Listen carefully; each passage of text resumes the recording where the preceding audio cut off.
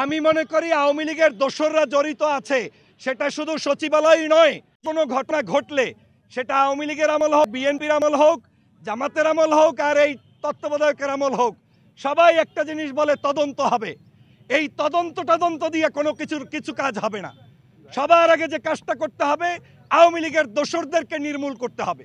আপনি পাশে বসিয়ে রাখছেন আপনার বিছানার মধ্যে সাপ, আর আপনি বলছেন যে আপনাকে আঘাত করবে না, সাপ আপনাকে আদর করবে, এই চিন্তা করা মোটেও সম্ভব নয়। বর্তমানে শেখ হাসিনা পালিয়েছে, কিন্তু শেখ হাসিনার পরিকল্পিত উপায়ে সাপগুলো প্রত্যেকটি জায়গায় সবল মারছে। অতএব দেশপ্রেমিক যারা, ওই লোকটা বিএনপি করে না, জামাত করে না, হেফাজত করে না, চরমনাই করে না, গণ অধিকার করে না, এই যে ছাত্র আন্দোলন করে, ওইটা দেখার বিষয় নয়। আওয়ামী বিরোধী যারাই তাকে নিয়ে ঐক্যমতের ভিত্তিতে দেশপ্রেমিক মানুষদেরকে দেশের বিভিন্ন জায়গায় অ্যাপয়েন্টমেন্ট দিতে হবে, চাকরি দিতে হবে, তারপরে আপনি নিরাপদ একটি আবাসস্থল পাবেন, দেশ পাবেন, না হয় পাবেন না। আমি মনে করি আওয়ামী লীগের দোসররা জড়িত আছে, সেটা শুধু সচিবালয় নয়, সচিবালয়ের সামনে, সচিবালয়ের পিছনে, এমনকি আমি যে কথা বলছি আপনার এর মধ্যেও এক দুইজন আওয়ামী লীগের দোসর থাকতেই পারে। অতএব এই আওয়ামী লীগের দোসরদেরকে সবার আগে চিহ্নিত করে তাদেরকে বীরের কাঠগড়ায় আনতে হবে। আর তার মূল কারণ হচ্ছে আমরা তাদেরকে ছাড় দিচ্ছি, সে কারণে তারা আমাদের মাঝে বিভিন্ন ধরনের ষড়যন্ত্র করছে, সেটা করতে দেওয়া উচিত নয়। অবশ্যই আমি মনে করি যে বাংলাদেশে গত 16 বছরে চায়ের দোকান থেকে শুরু করে রাষ্ট্রের সর্বোচ্চ রাষ্ট্রপতি পর্যন্ত নিয়োগ হয়েছে শেখ হাসিনার কথায়, আওয়ামী লীগের কথায়।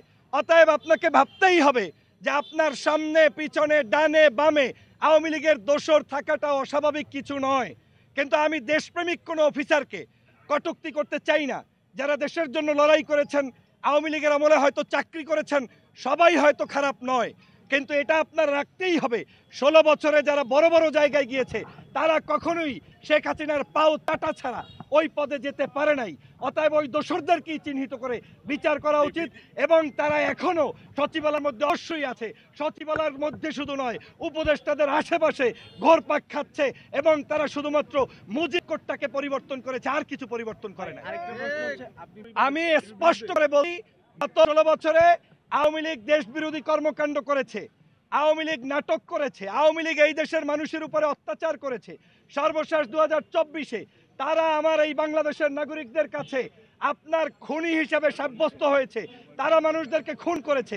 অতএব এই বাংলাদেশে 24-এর বিপ্লব ছিল আওয়ামী বিরোধী বিপ্লব, 24-এর বিপ্লব ছিল খুনি হাসিনার বিরুদ্ধে বিপ্লব। অতএব আওয়ামী লীগ বাদ দিয়ে যারা আছে তারা আমার বন্ধু, আওয়ামী লীগ আমার বন্ধু হতে পারে না, পারে না।